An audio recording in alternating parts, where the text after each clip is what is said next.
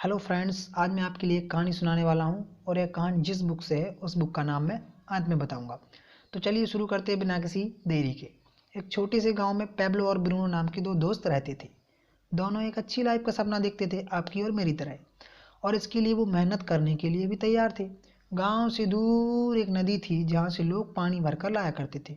तो लोगों की परेशानी को देखकर गांव के मुखिया दोनों दोस्तों को नदी से पानी लाने की नौकरी दे देता है।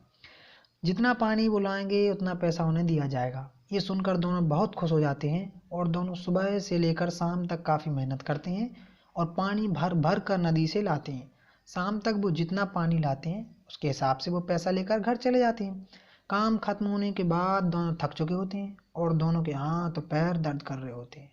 ब्रूनो तो काफ़ी सेटिस्फाइड था उसके काम से और उस पैसे से जो वह कमा रहा था, और उसे पूरा भरोसा था कि वह उस काम के ज़रिए सारे सपने पूरे कर सकता है। तो उसने अपनी इनकम बढ़ाने के लिए बाल्टी बड़ी कर दी, उसमें पानी लाना शुरू कर दिया। दूसरी तरफ पेब्लो अपने काम से बिल्कुल भी सेटिस्फाई नहीं था। वो ज़्यादा पैसा कमाने का कोई आसान तरीका ढूंढ रहा था। एक दिन उसे आइडिया आया कि क्यों ना नदी से गांव तक एक पाइपलाइन बना दी जाए। अगर पाइपलाइन बना दी जाएगी तो गांव को वह ज़्यादा पानी दे सकेगा, और उसने इस पर प्लान बनाना शुरू कर दिया। पेब्लो ने आइडिया ब्रूनो को भी दिया और कहा, भाई साथ साथ आ जा, दोनों साथ में पाइपलाइन बनाएंगे। ब्रूनो को लगा कि पाइपलाइन बनाने में तो बहुत टाइम वेस्ट हो जाएगा और उसके जो सपने हैं वह पोस्टपोन हो जाएंगे। तो उसने पाइपलाइन वाला आइडिया रिजेक्ट कर दिया। वो और बड़ी बाल्टी लाया और ज़्यादा पानी लाने के लिए ज़्यादा राउंड्स लगाने लगा। अब पेब्लो ने तय किया कि वह अकेला ही पाइपलाइन बनाकर रहेगा और उसने अपना फोकस पाइपलाइन पर सेट कर दिया। पर उसने अपना पुराना काम नहीं छोड़ा। भाई वीकेंड में या फिर खाली टाइम में पाइपलाइन बनाने पर मेहनत करता था। एक महीने बाद गांव वालों ने उस पर हंसना शुरू कर दिया, क्योंकि एक महीने में कुछ खास काम नहीं हुआ था। गांव वाले उसे पैब्लो दी पाइपलाइन कहकर चढ़ाते थे। और दूसरी तरफ ब्रूनो की इनकम डबल हो चुकी थी। वो बड़ा घर भी खरीद चुका था और लाइफ स्टाइल भी बदल चुकी थी। और अब वह काम खत्म करने के बाद अपनी कमाई का पैसा जो उसे मिलता था वह बार्स और रेस्टोरेंट में खर्च करता था। कुछ दिनों बाद ब्रूनो ने यह रियलाइज़ किया कि वह बड़ी बाल्टी लाने की वजह से उसका शरीर अब थक चुका था। अब इतनी बड़ी बाल्टी उठाना उसकी बॉडी उसे अलाउ नहीं कर रही थी। धीरे धीरे उसने कम पानी लाना शुरू कर दिया।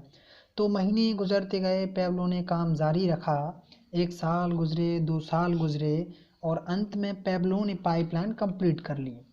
अब वह पाइपलाइन से पानी देता था।